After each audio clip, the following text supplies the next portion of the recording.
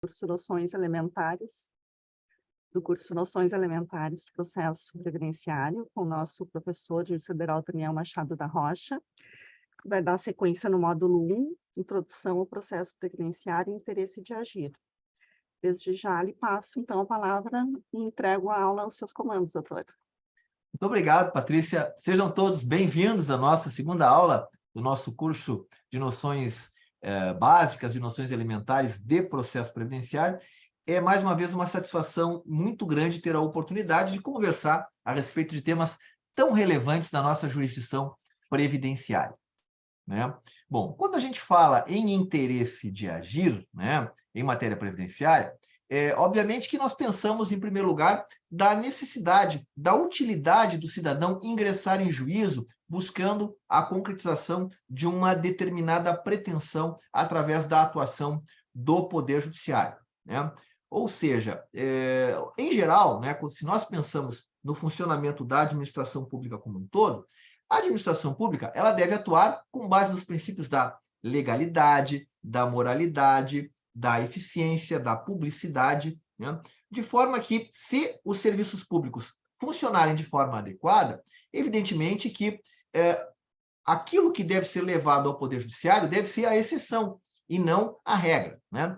Ocorre que, notoriamente, em especial há cerca de 20 anos atrás, nós tínhamos um problema crônico de funcionamento do INSS, né? Eu sei que talvez vocês estejam pensando que, né, decorridos mais de 20 anos, pouca coisa mudou, né? Nós ainda temos muitos problemas, né, com o funcionamento da autarquia previdenciária, mas é bem verdade que a administração pública ela tem feito muitos esforços no sentido de atender aos anseios da população.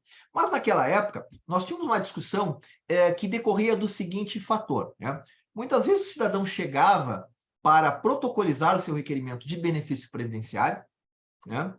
E, para fazer isso, ele tinha que pegar, por exemplo, uma ficha, né? Às vezes tinham pessoas que dormiam na fila, né, para vender, então, um lugar para outras pessoas que necessitavam, de forma preemente, protocolizar o seu requerimento, para que pudessem, então, receber um benefício previdenciário naquela situação de grande necessidade. Bem, então, o que acontecia, né? Como era esse mau funcionamento, ele era realmente muito impactante, né? Muitas vezes o cidadão chegava, por exemplo, para protocolizar o seu requerimento, e no momento em que ele deveria ser atendido, o servidor fazia algumas exigências dizendo para ele: olha, infelizmente, seu fulano, o senhor não vai poder entregar o seu requerimento, porque está faltando o documento X, o documento Y e o documento Z, né? Aí o cidadão ia embora para casa, ele não conseguia formalizar o seu requerimento, retornava depois que ele conseguia o documento X, Y e Z, e aí o funcionário dizia para ele: ah, mas agora, ou às vezes até um outro funcionário, está faltando o documento W e o documento, né, Y. Então, vejam que o termo inicial do benefício, quando se concretiza a situação de necessidade social, muitas vezes ele vai ser balizado, né, pela data do requerimento, né? Ou seja, em algumas situações, o benefício é devido desde a data da concretização do risco social, desde que ele seja requerido até 30 dias. Se a pessoa demora, né, um certo prazo para formalizar o seu requerimento, uma vez reconhecido o direito, ele vai ser, então, implementado a partir da data do requerimento, em conformidade com o que dispõe a lei em relação a cada prestação. Então, realmente era uma situação problemática. Em alguns casos, o que acontecia? As pessoas não conseguiam formalizar o seu requerimento na esfera administrativa, apesar da Lei 8.213, desde a sua redação original, lá no artigo 105, né, estabelecer que não seria possível a negativa do requerimento do benefício quando o cidadão eventualmente não tivesse todos os documentos considerados necessários pela administração previdenciária. E assim é que muitas vezes acabava se ajuizando ações, né, sem que a parte ou tivesse conseguido a formalização desse requerimento, ou mesmo que ela tivesse feito o requerimento na esfera administrativa. Por outro lado, também, né, eu conheço muitos advogados, né, como vocês sabem, eu dou cursos de previdenciário, não só para pessoas que estão buscando a sua preparação para a carreira da magistratura, né, não só cursos aqui para os servidores da justiça, né, mas também para advogados, né, em outras instituições. E muitas vezes os advogados, né, me dizem assim: ah, eu não gosto de ingressar um requerimento na esfera administrativa porque o INSS me trata muito mal. Então, eu prefiro fazer o requerimento em juízo diretamente. E havia, portanto, toda uma controvérsia em relação à imprescindibilidade do prévio requerimento administrativo, né? Porque, de um lado, evidentemente, não parecia razoável que o INSS fosse condenado a uma coisa que ele não estava se negando, né? Não faz nenhum sentido. Olha, o Poder Judiciário não poderia se transformar no balcão do INSS. Vejam, a função do Poder Judiciário é atuar efetivamente quando nós temos a concretização de um conflito de interesse em que a administração pública não reconhece determinado direito ao cidadão, seja em relação ao implemento dos requisitos, ou seja pela forma como esses requisitos estão sendo comprovados. Mas não faz nenhum sentido que, existindo uma estrutura da administração que é própria, né, para filtrar esses requerimentos e para conceder e manter as prestações previdenciárias, que o Poder Judiciário fosse transformado no balcão do INSS. Mas, levando em consideração justamente essa notória situação em que alguns locais realmente funcionava muito mal o INSS, nós tínhamos, em muitas localidades, várias federais que aceitavam o ajuizamento de ações, mesmo que não fosse comprovado o prévio requerimento na esfera administrativa. Em outras situações ainda, acabava acontecendo o seguinte, né, para vocês terem uma ideia. O cidadão ingressava com um pedido de aposentadoria, que ele não tinha feito o prévio requerimento na esfera administrativa, e aí, na ação, o INSS simplesmente alegava a falta de interesse de agir. Olha, aqui nós não analisamos esse pedido na esfera administrativa, então eu não vou contestar o mérito, porque o cidadão ele carece de ação, uma vez que não houve aqui o prévio requerimento na esfera administrativa. Mas em outras situações, o INSS dizia assim, invocava a preliminar, né, de falta de interesse de agir, e ainda acrescentava o seguinte: mas de todo modo, agora ingressando no mérito, né, se eu tivesse que examinar, eu ia indeferir por isso, por aquilo e por aquele outro. Então, pensem no seguinte: será que era razoável você reconhecer a carência de ação, mandar o cidadão na esfera administrativa para receber a mesma resposta que a administração já conferiu em juízo? Será que tinha razoabilidade? Também tinha outras situações nas quais o que estava sendo discutido, por exemplo, era uma questão de direito. Ora, se a administração vai pautar a sua atuação com base no princípio da legalidade, vejam que cabe aos servidores do INSS não apenas observar aquilo que está previsto na lei de benefícios, mas como é uma matéria muito técnica, nós temos muitas questões que são detalhadas por normas infralegais, né? Requisitos que são definidos de forma mais específica em decretos, em portarias, em instruções normativas, até porque a administração ela tem que atuar de uma forma padronizada, né? De norte a sul do país, ela tem que ter os mesmos critérios para examinar os requerimentos de benefício. Então, se eu tenho uma determinada questão que é de direito, que é notória a resistência da administração, será que seria razoável também exigir, né, um prévio pedido na esfera administrativa? Vamos pensar na questão da desaposentação, né? A questão da desaposentação, durante muito tempo, foi uma questão na qual, por ser um direito que não era assegurado na esfera administrativa e que na via judicial havia controvérsia, né? Ora, obviamente que o pedido de desaposentação feito na esfera administrativa não seria deferido. Então, será que seria adequado exigir esse pedido de desaposentação? Né? A gente tem agora uma questão interessante, né? Que versa sobre um entendimento que foi consolidado pelo Supremo Tribunal Federal em relação a uma revisão que é contrária ao entendimento da administração, mas que tem particularidades, né? A questão da revisão da vida toda, né? Obviamente que a administração ela não reconheceria o direito do cidadão ter o seu benefício calculado com base em todos os salários de contribuição, mesmo os anteriores a julho de 94, porque a lei limitava o cálculo, né, aos salários de contribuição a julho de 94. Então, assim, do ponto de vista do julgamento em tese, não seria razoável exigir esse prévio requerimento administrativo, porque é notória a resistência da administração.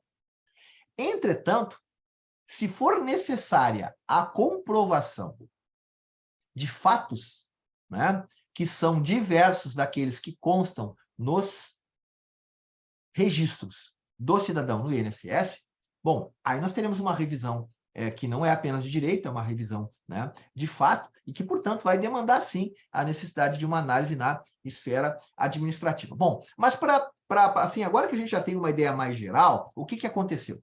A questão, como tudo aquilo que é de enorme relevância do ponto de vista da interpretação do direito, ou acaba chegando no STJ, ou acaba chegando no Supremo Tribunal Federal. E algumas vezes, né, chega no STJ primeiro e depois chega no Supremo Tribunal Federal. Como foi a questão, então, da necessidade do prévio requerimento administrativo, que acabou sendo examinado pelo Supremo Tribunal Federal no tema 350, tá? O tema 350, o Supremo Tribunal Federal, deixa eu mostrar para vocês o que ele entendeu. Eu estou desabilitado a compartilhar minha tela, tá, Patrícia? Vou pedir, então, só que Vamos providenciar, Ulisses. autorizem aqui o compartilhamento para que eu possa, então, mostrar. Agora acho que é possível, doutor. Agora é possível? Ah, sim. Agora eu fui, então, habilitado, né? Bom, então, olha só.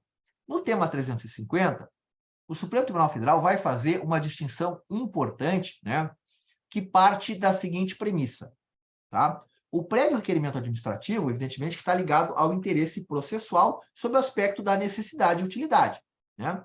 E, por maioria, prevaleceu o entendimento, né, de que, nos termos do voto do ministro Luiz Roberto Barroso, de que deveria ser feita a seguinte distinção, dividindo-se as ações previdenciárias em dois grandes grupos.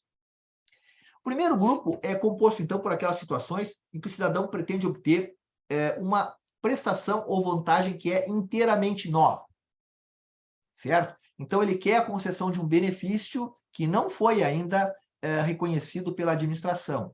Ele quer averbar um tempo que não foi examinado pela administração.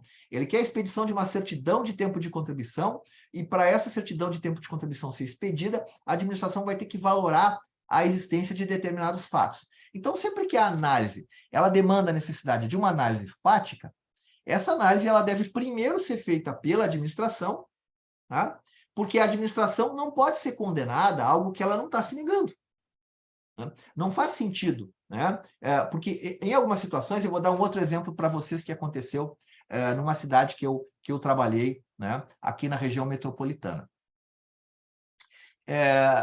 Em uma determinada época, né? Chamava a atenção, né?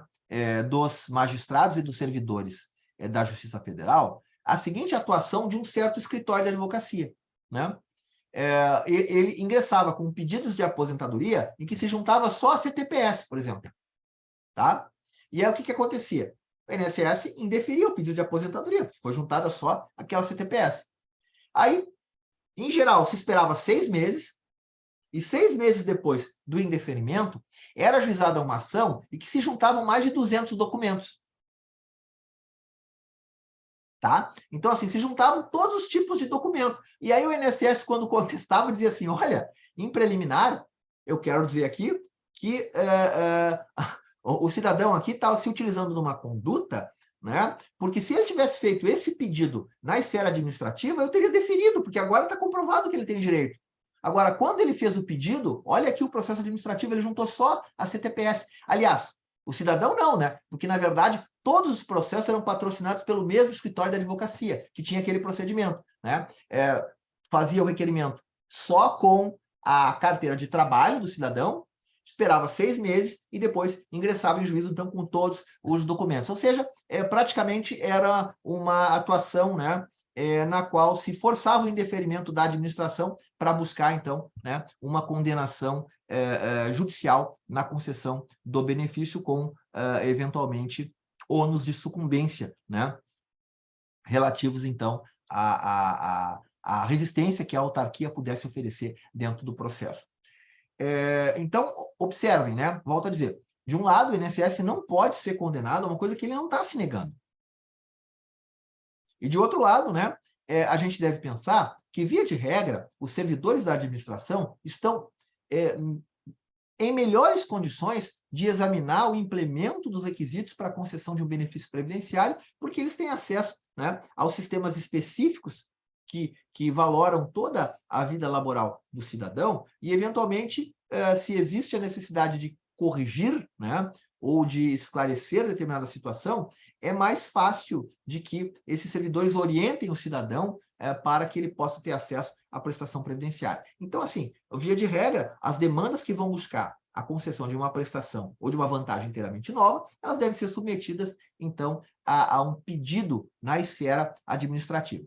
Entretanto, se nós estivermos em face de ações que vão buscar o melhoramento, né, de uma situação que o cidadão já possui, ou que seja protegida uma situação jurídica que era anteriormente reconhecida, né, e que deixou de ser por uma mudança na interpretação dos fatos por parte da administração, os fatos eram os mesmos, né, mas eventualmente o benefício que foi concedido agora foi objeto de uma auditoria, existe uma suspeita de fraude, né, e por consequência a administração, por exemplo, ela cancelou o pagamento daquele benefício previdenciário. Então, observem que, nesses casos, nós já tínhamos uma manifestação da administração. Tá? Vejam, não é obrigatório o esgotamento da esfera administrativa. Então, se a administração já disse que o cidadão não tem direito à concessão daquele benefício, se ela suspende o pagamento de um benefício que estava sendo pago ou cancela o pagamento desse benefício, se ela entende que aquela acumulação é indevida, né? Então, por que nós vamos exigir um novo pedido na esfera administrativa para que o cidadão possa discutir aquela situação em juízo? Tá? Então, em linhas gerais, foi isso que o Supremo Tribunal Federal decidiu no tema 350. Tá? Agora, é claro que, como se tratava de um momento em que nós tínhamos um enorme número de ações, milhares de ações, que estavam dentro do Poder Judiciário, sem que tivesse ocorrido prévio requerimento na esfera administrativa, o Supremo também, nesse tema 350, acabou estabelecendo uma fórmula de transição, né, para essas demandas que haviam sido propostas sem o prévio requerimento administrativo. Tá? E que aí, como são situações bastante antigas, então já não há mais interesse em a gente examinar essa forma de transição. Né? Ou seja, se fosse juizado itinerante, então a ausência do pedido administrativo não implicaria a extinção do feito por falta de interesse em agir. Se o INSS já tivesse contestado o mérito, né, também não seria o caso de extinguir por falta de interesse. Né? Em outros casos, deveria se suspender o benefício e oportunizar que o cidadão fizesse o requerimento na esfera administrativa. Se fosse deferido, né, então o processo estaria prejudicado. Se fosse indeferido, prosseguiria o processo. Enfim, tinha ali no corpo desse tema 350 também uma forma de transição. Mas o que eu quero dizer para vocês é que quando o STF julga esse tema 350, inicialmente se imaginou, ora, agora todas as questões, né, de forma ingênua, né, todas as questões relacionadas com falta de interesse de agir estão superadas, né? Porque, afinal de contas, o Supremo agora já disse tudo que deveria no tema 350. Será que disse mesmo? Né? Será que disse mesmo tudo o que a gente precisa saber com relação ao interesse de agir em matéria previdenciária? Antecipo para vocês que não, né? Como a gente vai ver. Existe muita discussão, né, em relação àquelas situações em que ocorre a judicialização para questões em que não houve um pedido na esfera administrativa específico, mas porque a administração tinha o dever de agir de ofício. Né? E quando é que a administração tem o dever de agir de ofício? Né? Por exemplo, tá? Existe uma previsão, inclusive, no Regulamento de Benefícios da Previdência Social, que há certas situações em que o INSS deve proceder à concessão de ofício de benefícios previdenciários quando existe incapacidade laboral. Né? Como assim, Daniel? Ora, vamos imaginar que o cidadão sofre um acidente de trabalho. Tá? Quando o cidadão sofre um acidente de trabalho, a empresa ela é obrigada a expedir a CAT, né, aquela comunicação de acidente do trabalho. Pode acontecer que, por conta desse acidente do trabalho, o cidadão, inclusive, esteja impedido de manifestar sua vontade. Vamos imaginar que ele está em coma, né? Então, se o INSS tem ciência dessa situação através da CAT, ele vai ter que proceder à concessão do benefício previdenciário de ofício.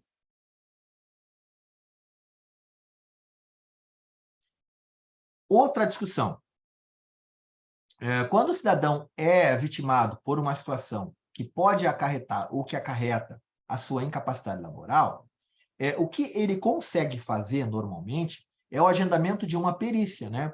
Porque será através desse exame pericial que o perito médico da autarquia vai definir, primeiro, se existe incapacidade, qual é o termo inicial da incapacidade, e a gente sabe que isso é fundamental, né, para verificar a existência de qualidade de segurado e carência, e qual é a extensão dessa incapacidade, até para a gente saber qual o tipo de benefício que vai ser concedido.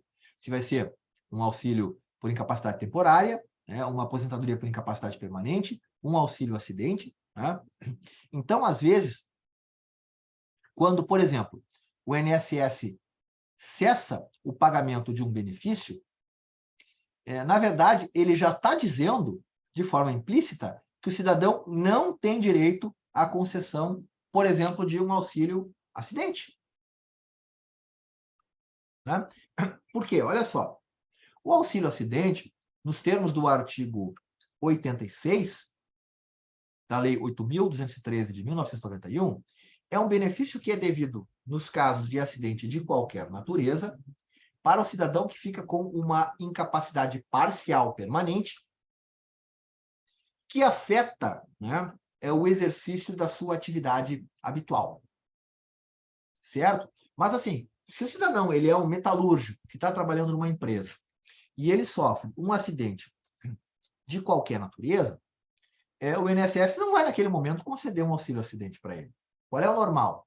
Né? O normal é que a pessoa vai ficar incapaz de exercer qualquer atividade, né? Por conta dos efeitos imediatos da manifestação, da eclosão daquele risco social. Então, ele vai receber um auxílio por incapacidade temporária, porque ele está incapaz, de forma temporária, para o exercício ou da sua atividade habitual ou para o exercício de toda e qualquer atividade. E aí, nos termos do que hoje, né, é a sistemática da alta programada, que a gente vai falar sobre isso, periodicamente ele tem que fazer o quê? Ele tem que se submeter a fazer os pedidos, né, de prorrogação, ou, em alguns casos, a administração mesmo vai chamar ele, né, para fazer um exame, porque todos que recebem benefícios devidos em face da incapacidade laboral, periodicamente têm que se submeter a esses exames, e a administração poderá entender que ou cessou completamente a incapacidade, ou que houve uma consolidação dessa incapacidade, que agora, então, ela não vai evoluir mais, o cidadão não vai ficar curado, né?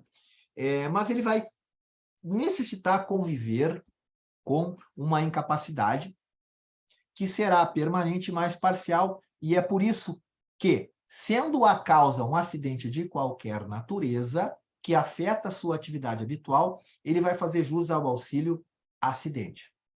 Então, vejam, se o INSS cessa o pagamento do auxílio por incapacidade temporária e não concede o auxílio acidente, ele está dizendo, de forma implícita, segurado, você não tem direito ao auxílio acidente. Então, como a lei exige, né, essa atuação de ofício da mesma forma, a aposentadoria por incapacidade permanente, normalmente ela vai ser concedida, normalmente o cidadão não faz um pedido de aposentadoria por incapacidade permanente. Né? Ele marca uma perícia e aí o INSS vai concedendo o auxílio por incapacidade temporária, até que chega um momento que o perito se convence que não vai ser mais possível evoluir. E aí, por conta disso, se faz a conversão do auxílio por incapacidade temporária em aposentadoria por incapacidade permanente. Agora, hoje, né? Antigamente era um sonho. O cidadão, ele anelava, assim, de forma profunda, né? Que a perícia entendesse que houve um agravamento do seu caso para a concessão da aposentadoria por incapacidade permanente, porque ele tinha um upgrade, né? Ele passava de 91% para 100%. Com a emenda constitucional 103, agora, né, o que pode ocorrer é um downgrade, ou seja, o cidadão está recebendo 91%, né, do salário de benefício, e se for recomendada a sua aposentadoria por incapacidade permanente, então ele vai passar de 91% talvez para 60% da média. Então, o cidadão hoje, ele não quer mais que seja feita essa transformação, né, do benefício, a não ser que seja um salário mínimo, né? Porque se ele recebe benefício de valor mínimo, daí não vai fazer diferença se o coeficiente é 91, se é 60%, que não vai poder ser inferior a um salário mínimo, o benefício substitutivo. Mas então, é só para vocês entenderem essa questão aqui da necessidade de atuação de ofício, né, da administração e a questão da falta ou não do interesse de agir. Essa questão é uma questão assim que nós temos muitas ações aqui na Justiça Federal, né, e que levou, inclusive, o STJ, quando apreciou o tema 862, né, dos seus repetitivos, quando fixou o termo inicial do auxílio-doença, entendendo que o termo inicial do auxílio, do auxílio-acidente, né, precedido de auxílio-doença, era a data imediatamente posterior à cessação do auxílio-doença, né? Só que nós tínhamos um sistema anteriormente no qual a alta programada era reconhecida como ilegal. Com as mudanças que foram feitas na legislação e a alta programada passou a ser considerada legal, surgiu uma nova discussão com relação à aplicação do termo inicial do auxílio acidente, entendendo, né, em muitos casos, em turmas recursais espalhadas e varas de juizados espalhadas por todo o Brasil, que seria imprescindível o prévio requerimento administrativo, né, para a concessão do auxílio acidente, não sendo, portanto, possível simplesmente estabelecer o pagamento a contar da cessação do auxílio doença se não tivesse havido o requerimento, né, específico para a concessão do auxílio acidente. A questão foi julgada, evidentemente, aqui pelo nosso Tribunal da Quarta Região. Deixa eu mostrar para vocês qual é o entendimento que prevalece aqui no TRF da Quarta Região. Né? Entendimento que me parece correto, à luz do que foi julgado pelo tema 862 do STJ, e eu vou explicar para vocês, só que aqui tem uma distinção que a gente tem que entender, né? Vocês vão ver que aqui tem duas decisões, e as duas decisões, elas levam em consideração fatos diferentes. A primeira decisão, ela está ligada justamente a essa obrigação que tem a administração de agir de ofício, certo? Então, a administração, se ela cessa o pagamento do auxílio-doença e não concede o auxílio-acidente, ela está dizendo, segurado, você não tem direito ao auxílio-acidente. Então, se ela está dizendo, você não tem direito ao auxílio-acidente, você não precisa fazer um pedido na esfera administrativa e somente se houver a negativa, você vai entrar em juízo para receber o auxílio-acidente. Se você não fizer esse pedido, então, deveria ser extinto o processo por falta de interesse de agir para mandar o cidadão fazer o pedido na esfera administrativa. Por que isso não faz sentido? Não faz sentido, em primeiro lugar, como falei para vocês, né? Porque na forma como a lei trata a concessão dos benefícios por incapacidade, a concessão do auxílio-acidente ela tem que ser automática. Uma vez que seja desencadeada pelo mesmo fato, claro, pode ser que nós tenhamos auxílio-doença e auxílio-acidente decorrentes de fatos diversos. Veja, você não pode acumular o auxílio-doença e o auxílio-acidente decorrente do mesmo fato. Caiu uma prensa na mão do cidadão, então ele recebe o auxílio-doença. Vai chegar um momento em que as lesões se consolidaram. Se consolidaram, cessa o auxílio-doença, no dia posterior começa o auxílio-acidente. Não dá para acumular auxílio-acidente e auxílio-doença do mesmo fato. Agora, se o cidadão que está recebendo auxílio-acidente, ele vem a ficar doente por outra causa, né, que compromete o exercício do seu trabalho, então ele vai poder acumular auxílio-doença e auxílio-acidente, porque são de fatos diferentes. Tá? Agora, às vezes, acontece o seguinte, isso aqui acontece principalmente com o segurado especial. O benefício de auxílio-acidente, pessoal, é um benefício que normalmente é concedido em juízo, tá? O número de benefícios de auxílio-acidente concedidos pela administração, se a gente compara com o que é concedido em juízo, a maior parte dos benefícios de auxílio-acidente são concedidos em juízo. Por quê? Porque para o INSS, normalmente, a redução da capacidade, quando ela é de grau mínimo, ainda que ela tenha alguma repercussão na atividade habitual do cidadão, o INSS não vai conceder o auxílio-acidente. Já o STJ, em conformidade com também tema repetitivo, né, julgado pelo STJ, o reconhecimento de uma sequela, ainda que em grau mínimo, que impacte na atividade habitual. Pode ser que ela não tenha nenhum impacto na atividade habitual do segurado, aí não vai haver direito ao auxílio-acidente. Mas se ela tem algum impacto, ainda que de grau mínimo, há direito ao auxílio-acidente. Então, muitas vezes é isso. É indeferido pela administração, porque a administração não reconhece que há um impacto significativo na atividade habitual do segurado. Bom, mas quando a gente pensa no segurado especial, às vezes acontece algumas situações em que o segurado especial ele não buscou na esfera administrativa o auxílio-doença. Ele sofreu um acidente de qualquer natureza que impacta no exercício da sua atividade habitual, mas ele não pediu o auxílio-doença na época. Agora, auxílio por incapacidade temporária. Vários anos mais tarde, ele vai se dirigir no INSS e vai pedir um auxílio-acidente. Tá? Então, nesse caso, olha só, se é um auxílio-acidente requerido diretamente em juízo, sem que tenha havido um pedido na esfera administrativa de auxílio-doença e sem contestação do mérito pelo INSS, então, né, o Poder Judiciário vem reconhecendo que não está caracterizada a pretensão resistida e interesse de agir, e, portanto, a demanda, algumas vezes, é extinta, como nós estamos vendo aqui, né, nessa segunda decisão que eu trago aqui nessa lâmina. Compreenderam a diferença?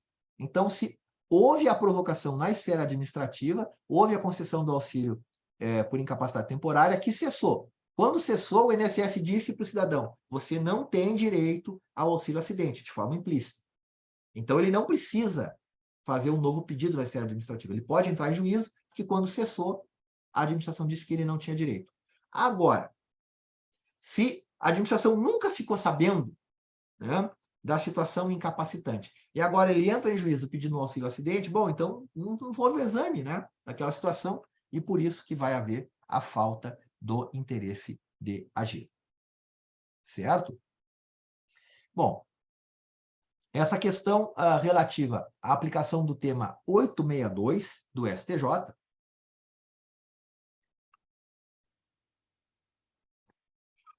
em face da mudança, né, da legislação no que tange à alta gramada, ela impactou de forma sensível, né, como disse para vocês, inclusive levando a Turma Nacional de Uniformização, recentemente, a examinar, né, a questão na qual se discutia se para os fatos ocorridos após 2017, relacionados com o direito ao auxílio-acidente, se seria imprescindível, em todos os casos, a prévia provocação na esfera administrativa, porque, né, segundo o entendimento, né, de várias turmas recursais, a administração não teria examinado especificamente o direito ao auxílio-acidente, porque o cidadão não teria provocado a administração. E por isso, né, em face dessa ausência do prévio requerimento administrativo, haveria carência, né, por falta de interesse de agir para esses casos. Entretanto, aqui no âmbito da 4ª região, a nossa turma regional de uniformização entendeu de forma diferente, né? Trago aqui um precedente da colega Luísa Iquel-Gamba, né? Entendendo que se aplicava mesmo para os fatos posteriores a ratio decidendi do tema 862, né? E a Turma Nacional de Uniformização também vai decidir no mesmo sentido, tá? Entendendo que continua assim, né, presente o interesse de agir, porque não houve uma mudança, né, em face da lei que tratou da alta programada. Agora, com relação a mudança relativa à alta programada, né? Deixa eu explicar para vocês o seguinte, tá? Em relação à alta programada, vejam que essa questão ela também se relaciona de forma profunda com o interesse de agir, né? Por conta da seguinte situação. O que foi a alta programada? Originalmente, o INSS ele fazia o seguinte.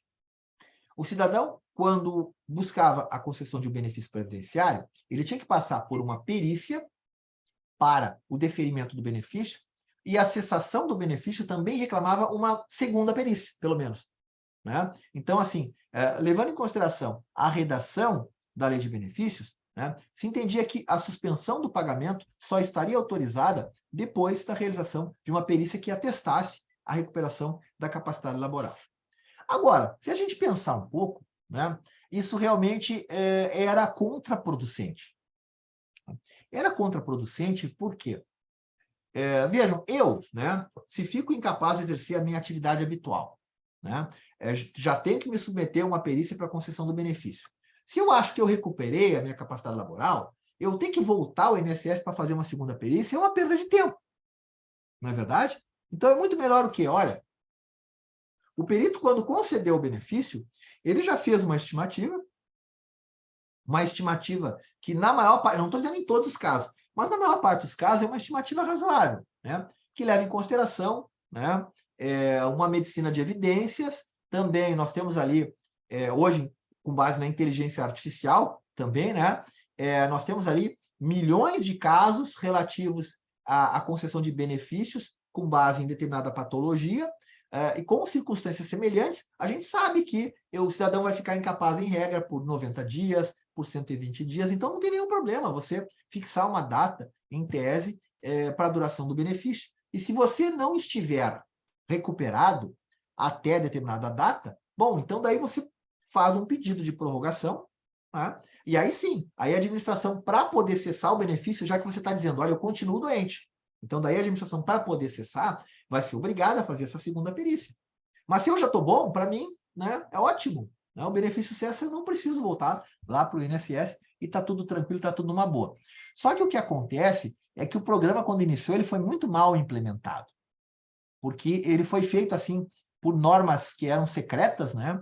Quer dizer, normas que o Poder Judiciário, para ter acesso, tinha que oficiar o INSS, porque não constavam das informações disponibilizadas ao público em geral. E na prática, quando você fazia o pedido de prorrogação, o benefício já tinha cessado, né? Porque realmente a coisa não estava bem dimensionada. Então, o programa apresentou uma série de falhas, foram ajuizadas aí milhares de ações discutindo a alta programada, e o principal fundamento era a questão da falta da legalidade, já que não estava previsto na lei a possibilidade de se adotar essa sistemática. Então, a Turma Nacional de Uniformização, assim como o TRF da 4ª Região, tinha o entendimento de que a alta programada era ilegal porque a lei dizia que o benefício só podia ser suspenso, né, depois que fosse atestada a recuperação da capacidade. Só que, então, finalmente, né, em 2017, nós temos a conversão, né, da medida provisória na Lei 13.457 de 2017, e a partir daí, a alta programada ela passou a ser legal, né? E é por isso que a Turma Nacional de Uniformização ela vai alterar o seu entendimento, né? No tema 164 da TNU. Deixa eu mostrar para vocês aqui o tema 164 da TNU.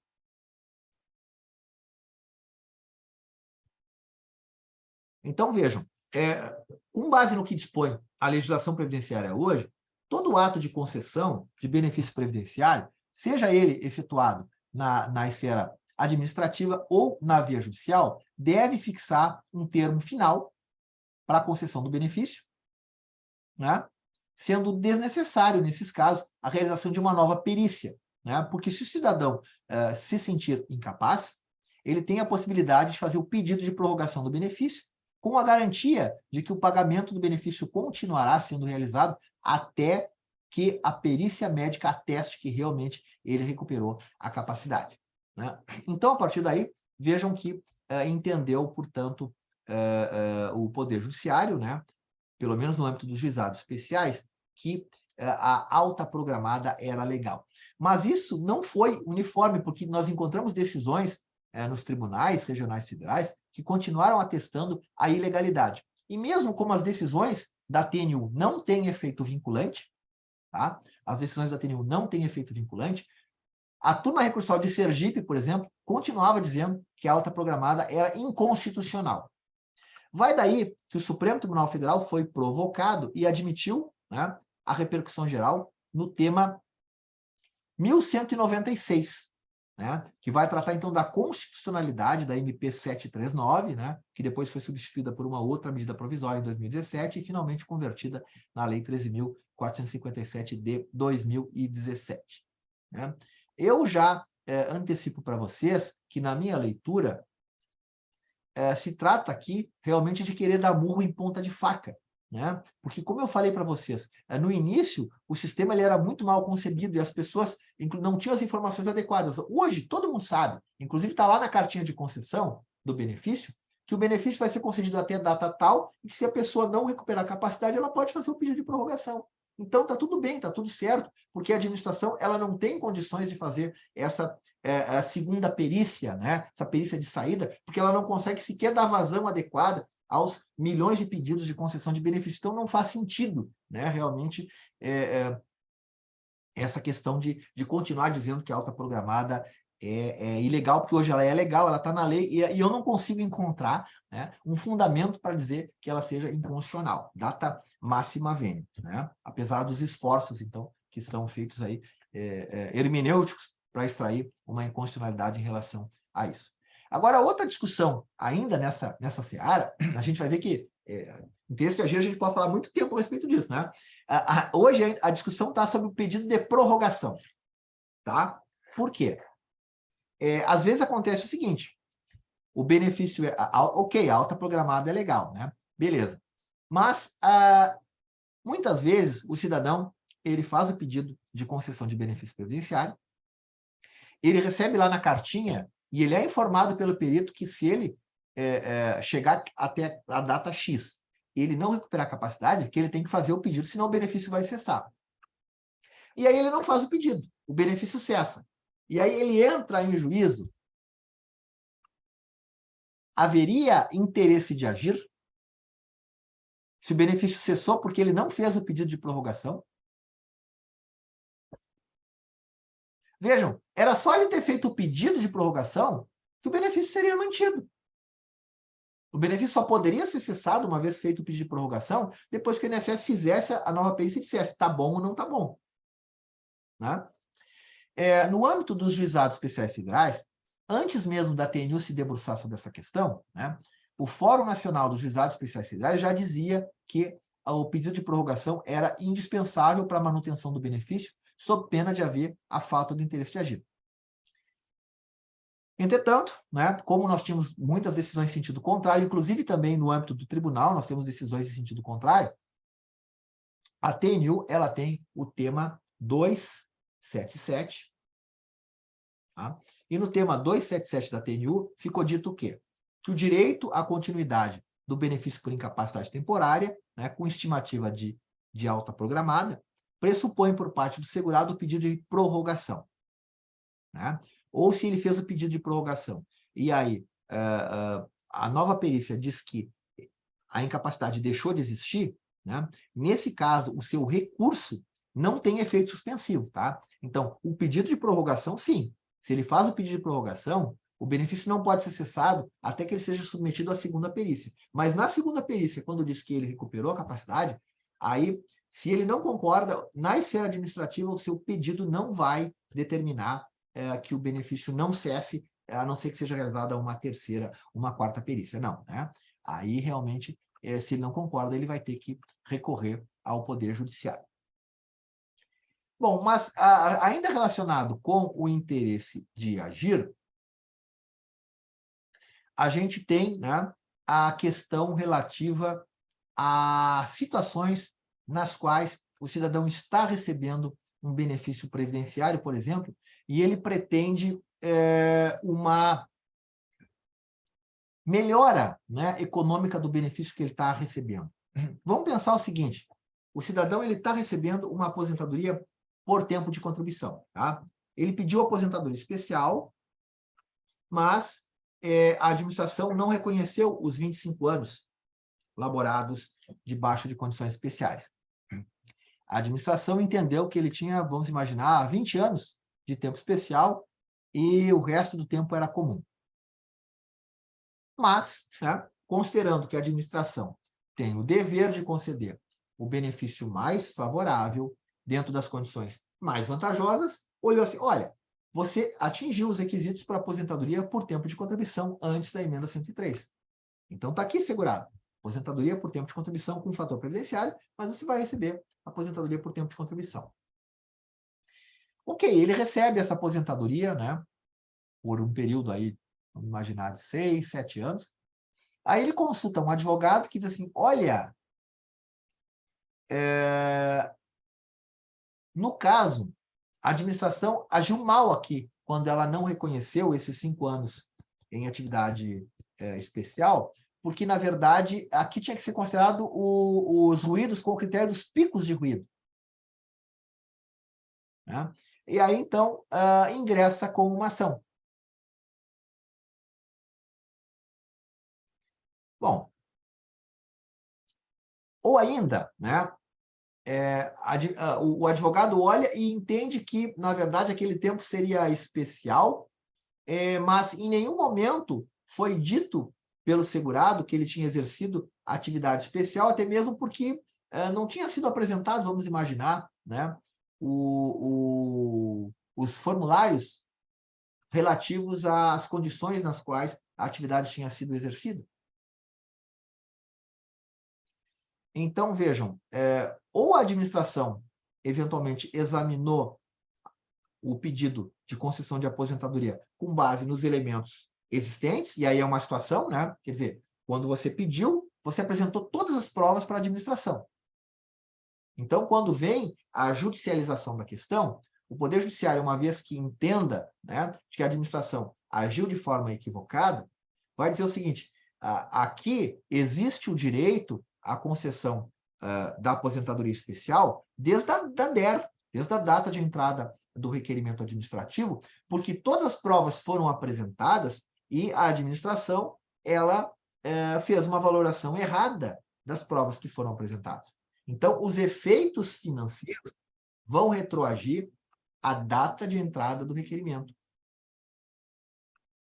Mas pode acontecer, eventualmente, que para a concessão do benefício ou para a revisão do benefício, nós tenhamos uma instrução probatória que apresente elementos que não foram valorados pela administração. E aí? Como é que fica, né? A Turma Nacional de Informatização, de há muito tempo, ela tem a súmula 33 da TNU, né? A súmula 33 da TNU diz o seguinte, quando o segurado, deixa eu mostrar aqui para vocês, súmula 33.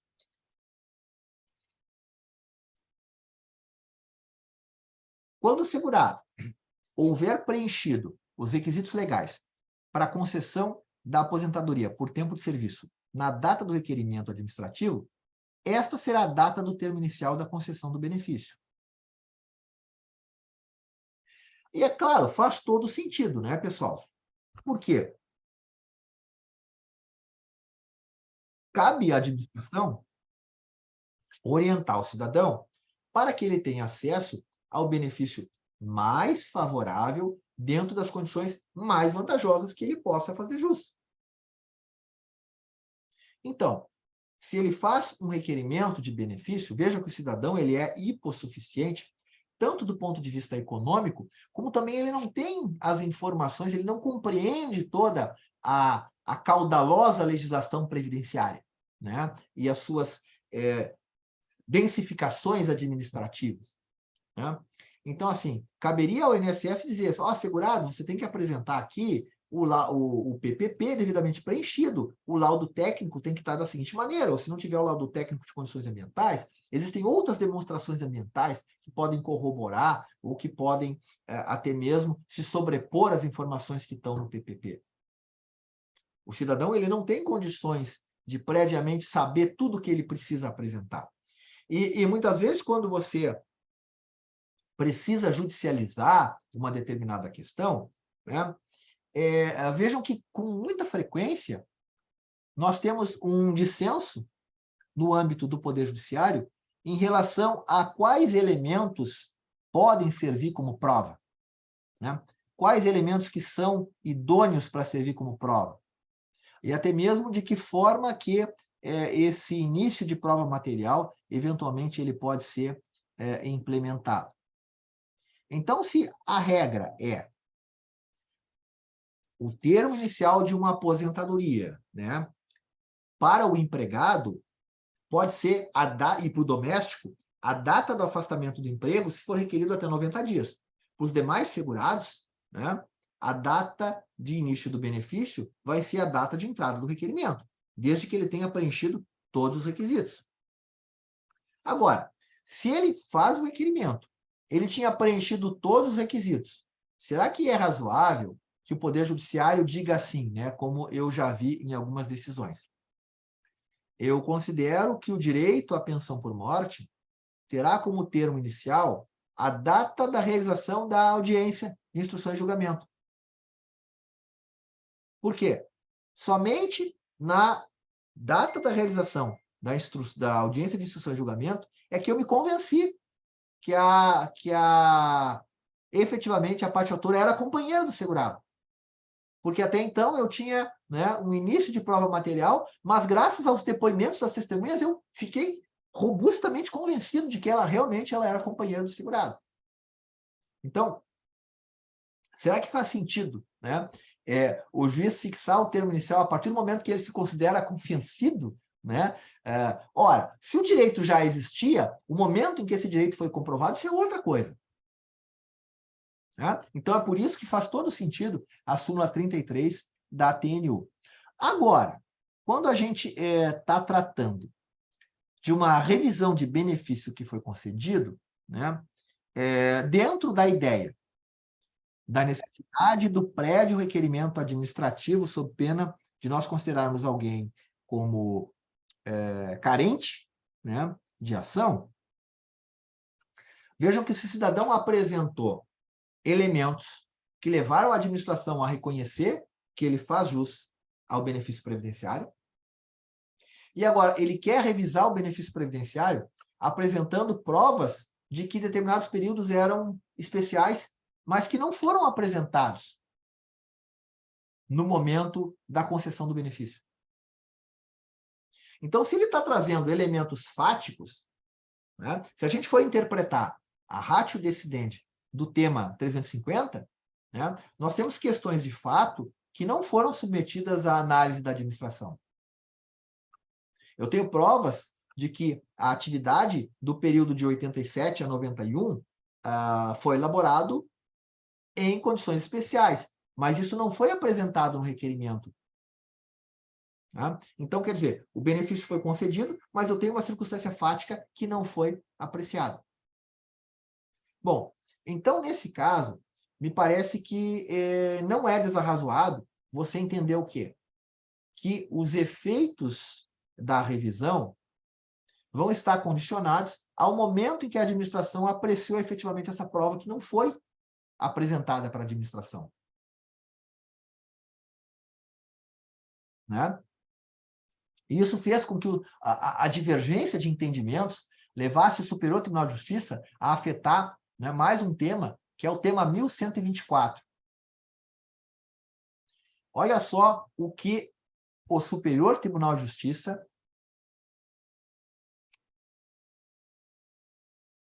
reconheceu no momento em que afetou o tema 1124, né, na sistemática dos seus recursos repetitivos. Né? A controvérsia era delimitar, definir o termo inicial dos efeitos financeiros dos benefícios previdenciários concedidos ou revisados judicialmente por meio de prova não submetida ao crivo administrativo, se é contrário da data do requerimento administrativo ou da citação da autarquia previdenciária. Né? E aqui se determinou a suspensão de todos os processos, inclusive nos juizados. Isso até parece uma loucura, né? Mas nós tínhamos aqui na 4ª Região, inclusive, turmas recursais que entendiam o seguinte: que quando o STJ afetava uma determinada questão, se ele determinasse a suspensão dos processos em todo o território nacional, mas não referisse expressamente nos juizados, que os juizados, então, poderiam continuar julgando. Ora, os juizados especiais federais não são uma instância fora do território brasileiro, né? Então, se o STJ está dizendo que ficam suspensos os processos em todo o território nacional, evidentemente que os do juizado também deveriam ficar suspensos.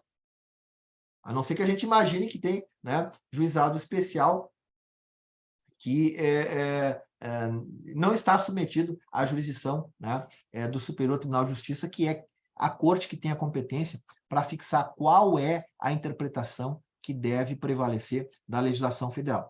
Essa questão dos recursos repetitivos, né, vejam que a peculiaridade que existe é, de acordo com o entendimento do Supremo e do STJ, o ideal, né, se a gente pensa num sistema de precedentes vinculantes, o ideal é que toda vez que tem uma questão relevante para a jurisdição nacional, que a partir do momento que nós temos a delimitação da controvérsia e a afetação, que todos os processos ficassem suspensos, justamente para que não houvesse julgamentos depois contrários à tese que vai ser fixada, ferindo a isonomia e a segurança jurídica. Mas, de todo modo, o entendimento é que essa suspensão ela não é automática, né? Então, que cabe ao Tribunal Superior, né, quando vai fazer a proposta de afetação, definir se é caso ou não de suspender os processos. Em alguns casos, inclusive, né, se determina a suspensão dos processos apenas daqueles que estão no STJ. Às vezes até por uma questão de conveniência da instrução processual. Aí eu acho razoável, né? Quer dizer, você considera importante que, quando for delimitada a tese, né, os processos já estejam todos instruídos para permitir a aplicação da tese. Então, está tudo bem, né? Você vai processar, né, para permitir a realização da instrução processual, né? E aí, uma vez realizada a instrução processual, você vai suspender para permitir, então, a aplicação da tese, para que isso ocorra de forma mais célere. Aí tudo bem, mas não dá para ter uma suspensão no juizado e uma suspensão fora do juizado, né? Ou suspende tudo ou não suspende nada, né? Isso é que é o adequado, né? Vocês têm alguma dúvida até aqui, pessoal? Doutor, tenho dúvida. Vamos lá, pode perguntar, então. Eu acho meio estranho conciliar. Se chegarem na conclusão que tem que contar da citação, eu acho meio estranho conseguir harmonizar com o tema 350. Porque se tu concorda que a da citação é porque faltava aquele material. Se faltava aquele material, nós recaímos naquelas palavrinhas do travessão ali, ó. Salvo se depender de análise de matéria de fato ainda não levado ao conhecimento da administração. Eu acho difícil, dependendo do rumo que tomar, acho complicado harmonizar. E eu vejo nos recursos que eles se agarram nisso, porque aí tem uns que dizem, falta interesse de agir, porque, na verdade, aqui nós estamos falando em efeitos financeiros, mas, na verdade, ela ecoa antes, né, nas condições da ação. Então é meio complicado, porque aí tu refuta que tem condição de ação, depois tu fica... Inclusive, assim, a gente estava em alguns processos postergando essa questão, por ser uma questão secundária, né, a gente estava postergando e julgando o mérito em si, deixando como é só o ter, não tem a ver com ter ou não ter o direito em si, né, postergando para depois a questão de quando paga. Só que, ao mesmo tempo, eu fiquei pensando, vai que depois continua, interesse de agir é matéria de ordem pública, né, que um pouquinho nós vamos lá na frente também discutir interesse de agir, porque me parece meio complicado, dependendo do que resultar desse tema, né? Pode acontecer. Eu acho, assim, muito razoável esse entendimento de que, uma vez que está definido a existência do direito, bom, se vai haver uma repercussão financeira maior ou menor, então se posterga para a fase de cumprimento de sentença, porque é uma questão de caráter alimentar, então você permite à pessoa o acesso ao benefício, né? Então, na maior parte dos casos, eu acho que a questão ela tem sido bem dimensionada pelo tribunal, mas não deixa de ser, como você bem percebeu, né, Jânia, que isso se reflete também na questão do interesse de agir. Eu acho, né, que a decisão ela não poderá estar em choque com o tema 350, sob pena, né, de ser cabível exatamente depois que o STJ julgar o recurso extraordinário para o Supremo dar a última palavra a respeito disso, se está ou não ferindo, né, o tema 350. Mas em algumas ocasiões o Supremo já tem feito o seguinte, olha, eu já disse que a questão é constitucional e eu já delimitei que a questão é constitucional. Agora, como vão interpretar essas questões aqui periféricas? Isso aqui é uma interpretação, né, da legislação infraconstitucional e, portanto, não há uma ofensa direta à Constituição e, portanto, não cabe o recurso extraordinário. Então, muitas vezes o Supremo vai sair por aí, né? Mas, sem dúvida, nós podemos ter alguns capítulos novos em relação a isso. Só para a gente perceber, né, que algumas questões que parecem singelas, do ponto de vista prático, acabam trazendo muitas peculiaridades que se refletem no andamento dos nossos processos. DCB, doutor. O senhor estava falando do parágrafo 8º e o parágrafo 9º, né? A questão de quando o perito estima, quando o perito não estima, nós caímos no parágrafo 9º, 120 dias. Só que eu vejo que há casos, me parece, né, que não teria como botar nem no 8º nem no 9º, como, por exemplo, no caso de reabilitação. Se tu chega à conclusão que é permanente a incapacidade e depende, a gente manda para a perícia de elegibilidade, mas não se sabe se ele vai ser elegível, né? Depende dele, isso leva um tempo, não tem como tu prever quanto tempo vai levar para... Mas olha só, nesses casos, às vezes tem mais efeito você fixar uma data de cessação mais longa, né, para dar o mínimo de segurança. Porque se você não fixa nenhuma, pode ser mais complicado do que você fixar. Então, tem casos que, por exemplo, que o juiz diz assim, olha, a recuperação da capacidade depende de uma realização de cirurgia, certo? O segurado não está se negando a fazer a cirurgia, ele quer fazer a cirurgia, né? Agora, eu sei que no SUS ele não vai fazer em 3 meses. Então, vai lá assim, ó, eu fixo a duração do benefício pelo período de 2 anos, porque eu sei como funciona o SUS.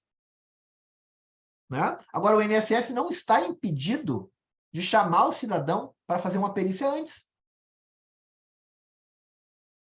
Não é verdade? Mas eu já garanto para ele segurança, tendo em consideração o tipo de doença que ele tem, o tipo de cirurgia que ele terá que fazer, eu fixo pelo período mínimo de 2 anos. Decorridos os 2 anos, se ele não ficou bom, ele pode fazer o pedido de prorrogação. E o benefício continua. E, doutor, será que não vai dar discussão? Ó, a Paula já leu meu pensamento. A Paula está levantando o dedo. É que, olha só, o que me veio... Tá bom, vou deixar, amiga, porque eu já sei o que tu vai dizer e eu ia dizer. Fala aí. Pode falar, Paula. Eu só tenho receio se ele não vai alegar que ele tem um título executivo garantindo que o benefício por incapacidade dure até aquela data, supondo o juízo concedeu até tal data, e aí... Perfeito. Se for concedido até tal data, e o INSS não recorrer, vai ficar garantido pelo mínimo de 2 anos. Isso é que eu tenho receio, porque mesmo que cesse a incapacidade, supondo o INSS chame ele para fazer uma avaliação... Sim, vai receber por 2 anos, perfeito. Ele não vai poder tirar esse dinheiro. O INSS não está proibido de chamar ele antes de fazer o exame e já está capaz. Mas, assim, para você colocar em 2 anos, imagina que alguém tem que fazer uma cirurgia de coluna. Quanto tempo vocês acham que dura a fila do SUS para alguém fazer uma cirurgia de coluna? Eu não sei dizer. Né? Eu sei que demora, mas... Assim, depende, mas normalmente o magistrado... Teria que pesquisar. Normalmente o magistrado, para fazer isso, ele pega alguns dados. Então, assim, essas estimativas não são aleatórias, tá? Normalmente ele pega alguns dados para fazer isso. Então, se ele fixa em 6 meses, em 1 ano, em 2 anos, ele tem alguma informação de que não vai acontecer tão rápido, não. Sabe, doutor, eu nunca vejo nos meus autos o INSS dar essa sugestão de prazo. Não foram muitos que eu manipulei, mas o que eu mais vejo é o seguinte, eles querem que tu fixe, mas eles não necessariamente... que para o INSS, auxílio-doença não pode passar de 6 meses. Porque, assim, a IN dizia o seguinte, que os auxílios-doença deveriam ser revistos no máximo a cada 6 meses e a aposentadoria por invalidez no máximo a cada 2 anos. Então, assim, se é concedido o benefício até 6 meses, ele nem recorre. Ele pode recorrer se ele entende que a pessoa não está incapaz. Mas se o laudo está constatando que tem capacidade, ele não vai perder tempo recorrendo. Ele recorre, às vezes, quando o prazo é maior que 6 meses. Entendeu? Por conta disso. E agora me lembrei de me contar uma outra coisa que eu também me deparei, que fiquei angustiada e queria a sua opinião. É que são os casos onde vem a sentença, ela segue o prazo da perícia, mas é um prazo expirado. Então, como está sendo concedido na sentença? E o prazo já está expirado, a pessoa não teve chance. Nesses casos a gente fala o seguinte, é que tem que ser garantida para a pessoa a possibilidade de fazer o pedido de prorrogação. Né? Então, quando vai se julgar e já transcorreu o prazo, o que se concede é um prazo mínimo de 30 dias depois da intimação da sentença para que a pessoa possa fazer o pedido de prorrogação.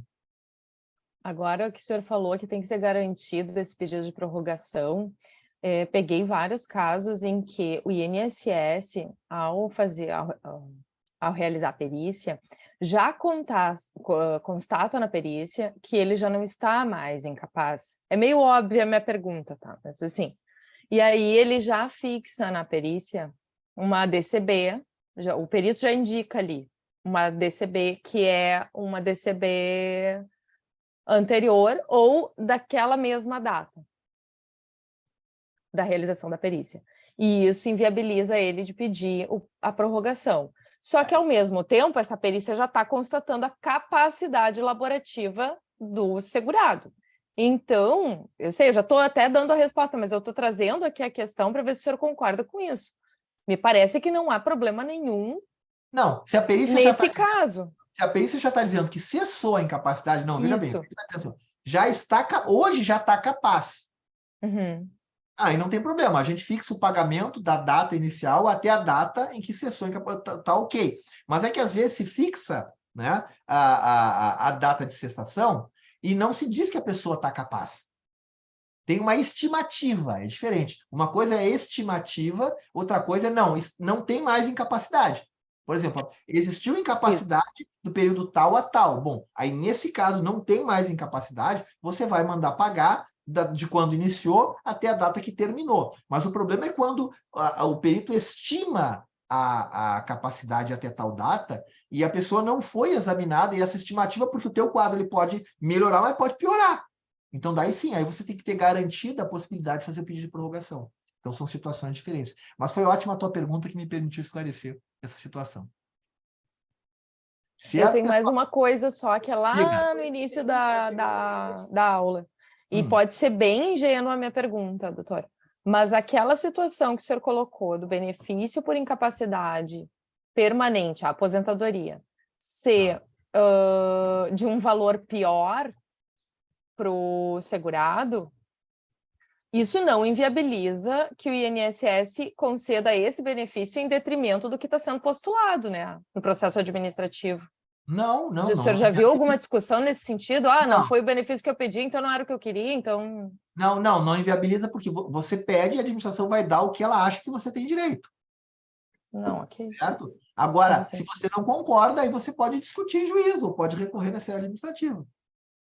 Tá? Porque a administração, considerando os pressupostos legais que estão comprovados de acordo com o que ela entende, ela vai dar a prestação que a pessoa a melhor prestação dentre aquelas que a pessoa faz jus. É que nesse caso aí não seria talvez a melhor prestação financeiramente pensando. Não é a melhor, mas é a prestação que é mas é a adequada dentro do quadro que foi constatado administrativamente. Tá, ok. Mas aí nós temos discussões relativas à irredutibilidade, inconstitucionalidade, né, e etc. e tal, que não cabem para o momento, mas é isso mesmo. Certo, pessoal? Então, muito obrigado aí pela atenção, pela participação, né? Um abraço a todos e até o nosso próximo encontro. Devolvo a palavra para você, Patrícia. Obrigada, doutor. Obrigada pela excelente partilha, né, que a gente vê que com certeza vai ser rica, já está sendo, pelo interesse que a gente está vendo na interatividade dos colegas. A gente aguarda, então, os senhores no próximo encontro, que é dia 29, certo, doutor? No mesmo horário, quarta-feira que vem. Nosso próximo encontro. Obrigada e boa tarde a todos.